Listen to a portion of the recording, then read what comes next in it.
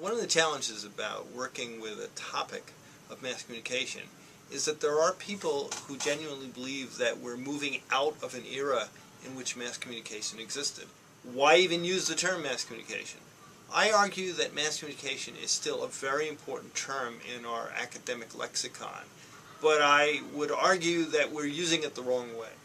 Reaching huge numbers of people who are separated from one another, anonymous from one another, at the same time. That's a traditional definition of mass communication that may not work in today's world. My definition of mass communication is not based on the number of people in the audience, but rather it's based on the process through which that audience gets created. To me, mass communication is the industrialized production and distribution of messages through technological devices. The notion being that companies, industries, are the creators of messages that reach out to people under different circumstances. And they create audiences, whether those audiences are individual people that have shows tailored to them and news tailored to them, or, as in the case of the Olympics, billions of people.